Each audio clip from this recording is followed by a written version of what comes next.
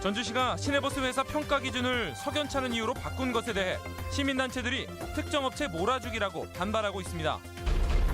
취업난 속에 자격증을 따르는 수험생들이 늘고 있는데 검증되지 않은 오류 투성이 문제집에 수험생들이 애를 먹고 있습니다. 특별대담 대선주자에게 듣는다. 오늘은 바른정당 유승민 의원입니다. 유 의원은 그간의 영호남 차별이 안타깝다는 입장을 내놨습니다. 여러분 안녕하십니까? 전북권 뉴스입니다. 오늘은 취업 준비생들을 울리는 사례부터 고발합니다. 최악의 취업난의 자격증 취득은 구직자들이 기대는 희망 같은 겁니다. 그런데 허술한 교재가 판을 치면서 수험생들을 또 한 번 좌절시키고 있습니다. 한범수 기자의 보도입니다. 석 달 전 태양광 설비기사 시험에 응시했던 송용관 씨. 신설된 자격증이라 관련 서적이 많지 않았던 터에 고민을 거듭하다 문제집 한 권을 구입했습니다. 하지만 송 씨는 머지않아 자신의 선택을 후회할 수밖에 없었습니다. 개념 설명에 엉뚱한 단어가 쓰인 곳이 한두 군데가 아니고 풀이 과정도 곳곳이 틀려 있습니다. 최대전압 VMPP 구하는 식이 앞에 식하고 뒤에 식하고 틀리다는 얘기죠. 그 식 틀린 것은 엄청나게 큰 거죠. 교재의 문제점을 지적하는 건 송 씨뿐만이 아닙니다. 문제집을 보면 볼수록 오타 부분이나 또 잘못됐다는 게 제 스스로 느낌적으로 인지가 돼가지고 서점에 가서 새로운 문제집을. 그래도 저자는 큰 문제는 없다는 반응입니다. 감수 부분은 사실 이제 의무사항은 아니잖아요. 감수라는 게 사실 큰 의미가 없어요. 허술한 교재에 대한 불평은 공기업 취업준비생들도 마찬가지입니다. 공기업 채용에 직무 적성 검사가 도입되면서 관련 문제집들이 넘쳐나고 있지만 차별성은 찾아볼 수가 없습니다. 출판사가 갖고 이름만 다른 3권의 책을 비교해봤지만 제목만 다를 뿐 내용은 토시 하나까지 똑같습니다. 문제가 중복이 되는 것이 많았고 실제 난이도나 출제 경향을 반영하지 못한다는 느낌을 많이 받아서 문제집을 구입한 돈이 아깝고, 출판사 측은 채용 방식이 바뀐 지 얼마 되지 않아 어쩔 수 없다는 입장입니다. NCS 전형으로 바뀐 지가 이제 1년밖에 안 됐기 때문에 실질적으로 기출문제라던가 이런 것들도 조금 부족하고, 상술만을 앞세운 허술한 교재들이 판을 치면서 넉넉하지 못한 수험생들의 돈은 물론 소중한 시간까지 빼앗고 있습니다. MBC 뉴스 한범수입니다. 전주시가 시내버스 회사에 지급하는 보조금 평가 기준을 느닷없이 변경했습니다. 공정한 평가를 위해서라고 하지만 시민단체들은 특정 업체 몰아주기라며 반발하고 있습니다. 보도에 이경희 기자입니다. 전주시는 지난해 시내버스 간 선의의 경쟁을 유도해 서비스와 경영을 개선시키겠다며 평가제를 도입했습니다. 버스 보조금 외에 5억 원의 예산을 편성하고 순위에 따라 금액을 차등 지급했습니다. 지난해에는 호남고속이 1위를 해 2억 5천만 원을 가져갔는데 2위와의 점수차는 5.2점에 불과했습니다. 그런데 지난해 8월에 평가를 위한 용역이 전북연구원에 맡겨진 뒤 10월에 평가 기준이 바뀌게 됩니다. 기존 33개 항목 중 배차 계획 준수율과 사고 발생 보고 지연 및 누락 2개 항목이 삭제되고 몇몇 항목은 점수 산정 방법을 수정했습니다. 그러면서 배점이 가장 높은 승객 만족도의 경우 최고 최저의 차이가 15.9에서 75점까지 크게 벌어지게 됩니다. 전주시는 기존의 절대평가 방식이 변별력을 담보하지 못한다는 용역단체의 요구로 산술 방식을 변경했다는 입장입니다. 전주 시내버스 상황에도 맞지 않고 일부 기준을 가지고 했을 때 공정한 평가가 안 될 것 같다는 의견이 용역사 의견이 있어서 그 의견을 수렴하여가지고 시민버스위원회에서 다시 결정하게 된 겁니다. 일부 위원들은 반발하고 있습니다. 변경 방식이 중간 보고의 당일에 통보돼 검토할 시간도 없었으며 평가가 시작된 이후에 산정 방법을 바꾸는 건 공정하지 못하다는 겁니다. 이 평가 방법이 바뀌면서 특정 업체가 더 많은 점수를 얻게 됐는데 결국 특정 업체를 밀어주기 위해서 평가 방법을 바꿨다라고 보고 있습니다. 평가 방식 변경이 결과까지 뒤바꿔 놨을지도 모르지만 어떤 이유로 어떤 과정을 거쳐 변경됐는지는 석연찮습니다. MBC 뉴스 이경입니다. 도내 시민사회단체가 이재용 삼성 부회장의 구속 수사를 촉구했습니다. 박근혜 정권 퇴진을 위한 전북시국회의는 오늘 전주지방법원 앞에서 기자회견을 열고 이재용 삼성 부회장의 구속영장 기각으로 대한민국이 재벌공화국이었음을 보여줬다며 사법부를 강하게 성토했습니다. 민주당 전북도당도 성명을 통해 이재용 영장 기각은 민심과 동떨어진 판단인데다 재벌 부패에 대한 법원의 관대함이 드러난 것이라며 유감 입장을 밝혔습니다.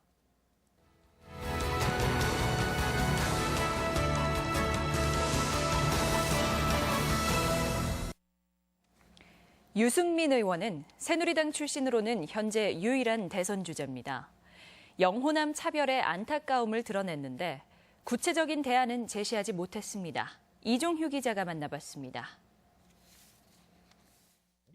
호남 주민의 경우는 영호남 차별이 더 문제다 이렇게 생각하는 분들이 많은데요. 그 부분에 대해서는 어떻게 생각하십니까? 말씀하신 영남과 호남의 차별, 거기에 대해서 호남인들이 갖고 계시는 그런 소외감, 홀대감 이런 데 대해서는 저 정말 안타깝게 생각을 합니다. 그런 지역을 기반으로 해서 차별을 하고 특정 지역에 대해서만 인사와 예산이 집중되는 이런 거는 저는 꼭 고치겠다는 분명한 그런 생각을 가지고 있습니다. 송하진 지사가 얼마 전 호남 속에서 전북 몫을 찾겠다 이런 말을 한 적이 있습니다. 광주 전남과 전라북도를 비교하면 늘 보면 국회의원 수부터 시작해서 정치적 비중 그런 것 때문에 저희들도 의식하지 못하는 가운데 그런 게 있을 수 있었습니다. 그게 인사나 예산 측면에서 전북이 호남 안에 이렇게 묻혀가지고 소외받는 일이 없도록 그렇게 명심을 하겠습니다. 전북 발전을 위한 방안이 있다면 어떻게 제시하시겠습니까? 이제는 30년 동안 선거 때만 되면 장밋빛 청사진을 내고 당선되고 나면 약속을 안 지켜서 찔끔찔끔 온 게 오늘이 새만금 아닙니까? 이제는 새만금이 앞으로 10년, 20년을 보고 새롭게 정말 현실적으로 가능한 그런 알맹이들을 채울 수 있는 그런 그림을 저는 새로 그려야 된다고 생각합니다. 네, 바른정당은 반기문 전 총장과도 연대 가능성이 있습니다. 어떻게 생각하십니까? 반기문 전 총장께서 바른정당이 추구하는 그런 새로운 보수의 길, 그 큰 원칙에 동의를 하시고 우리 바른정당에 입당하셔서 여기에서 저를 포함해서 철저한 도덕성과 능력의 검증을 받고 치열하고 공정한 경선을 치르겠다. 이러면 저희들 언제든지 환영합니다.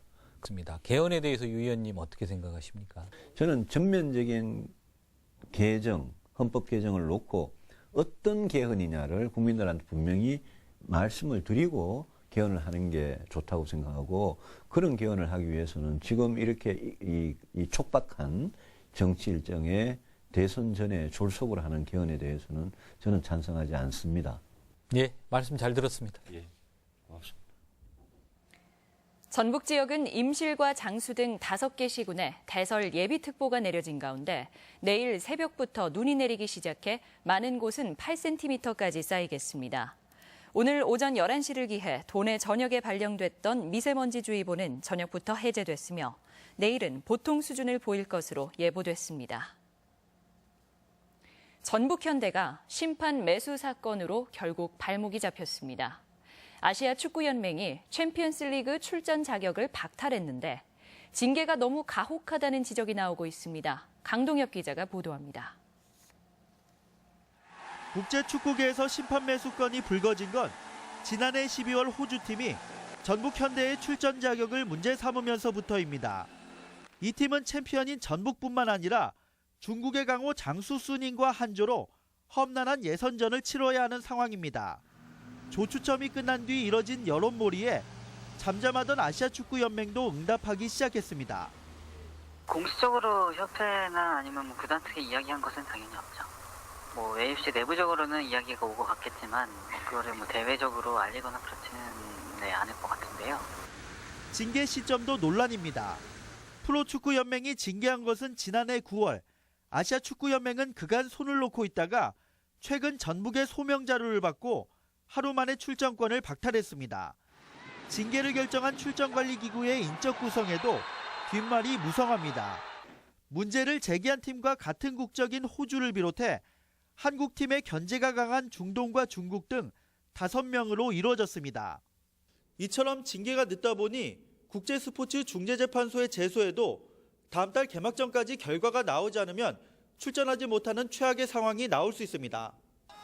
물론 선수가 승부 조작에 관여해 전북보다 사안이 중했던 캄보디아 팀의 경우 스포츠 중재재판에서 징계를 뒤집은 전례는 있습니다. 경기가 얼마 남지 않은 상태에서 이와 같은 결정을 내렸다는 것도 좀 저희 입장에서는 난감한 상황입니다. 이 결정에 대한 정당성을 다시 한번 카스를 통해서 물어보고 싶고요. 심판 매수는 분명 씻을 수 없는 잘못이지만 출전권까지 박탈한 것은 강팀 전북에 대한 아시아축구연맹과 경쟁팀들의 견제 심리와도 무관치는 않아 보입니다. MBC 뉴스 강동엽입니다. 나이 70이 넘어 손잡벌 학생들과 만학의 꿈을 이뤄가는 어르신들이 있습니다. 배움의 기회를 놓쳤던 지난날의 그 진한 아쉬움을 알기에 방학도 따로 없습니다. 정진호 기자가 보도합니다. 전교생이 37명인 김제진봉의 심창초등학교. 방학인데도 정식으로 입학한 할머니 학생 8명 가운데 절반이 보충 수업에 나왔습니다. 글자 한자 한자를 손가락으로 짚어가며 읽기 공부에 열중하는 할머니들. 한글을 깨치지 못해 감수할 수밖에 없었던 부끄러움과 서러움을 극복하고 자신감을 얻게 된 것이 가장 큰 보람입니다. 서류할 때 그때가 제일로 죽었어요. 이제 지금 자신감이 있어갖고 글도 가서 쓰고. 밤에 잠이 안 올 때면 공부하는 재미에 푹 빠진다는 한 할머니는 내친 김에 고등학교까지 마치고 싶다는 꿈을 털어놓습니다. 너무 한이 맺혀서 살았잖아요, 지금까지. 배우기 시작했다는 게 너무 즐겁고 할 수 있는 데까지는 해야 한다. 손잡벌인 어린 동급생들도 할머니들과 함께하는 학창생활에서 많은 도움을 받고 있습니다. 남의 이름들 알려주셔서 좀 좋았고 남 야영하러 갔을 때 요리 가르쳐주셔서 재밌었어요. 노인과 어린이가 함께 배우고 가르쳐주면서 긍정적인 변화가 일고 있는 겁니다. 학교 생활 전반적으로 긍정적인 영향을 미치지 않았을까 그런 생각을 해요. 그러니까 그 구체적인 예로 수업 태도가 좋아졌다든가 아니면 아이들의 표정이 밝아졌다든가. 늦깎이 할머니 초등학생들이 이뤄가는 만학의 꿈이 자신의 삶과 소규모 농촌학교에 새롭게 생기를 불어넣고 있습니다. MBC 뉴스 정진호입니다. 김승환 전라북도 교육감은 정수장학회가 장학생 추천을 요청했지만 기존의 장학생 2명 외에 신규 장학생 3명은 추천하지 않겠다고 밝혔습니다. 공교육 훼손을 이유로 방학 기간 삼성 드림클래스의 학생 추천을 거부했던 김 교육감은 부일 장학회를 강탈해 만든 정수장학회에 장학생을 추천하는 것은 그릇된 역사 인식을 초래할 수 있다며 역시 부정적인 입장입니다. 오늘의 간추린 뉴스입니다. 백제 왕도 유적 정비에 향후 20년간 1조 4천억 원이 투입됩니다. 문화재청은 올해부터 2038년까지 익산과 공주, 부여에 산재한 백제 왕도 보존 관리 사업에 1조 4천억 원을 투입하며 익산의 미륵사지, 왕궁리 유적 등 8곳에는 3,600여억 원을 추가 지원합니다. 전라북도 공무원 노조는 송하진 지사와 올 한 해 월급여와 복지 포인트에서 일정액을 온누리 상품권을 구매해 전통시장 활성화에 기여하겠다는 약정식을 맺었습니다. 약정에 따라 도청 소속 공무원들은 급여에서 2만 원에서 최대 4만 원을 공제해 온누리 상품권을 구입하게 되며 구매액은 연간 5억 원 상당에 이릅니다. 한중 관계가 얼어붙으면서 전북 방문에 해 3,500만 명 관광객 유치가 어려울 전망입니다.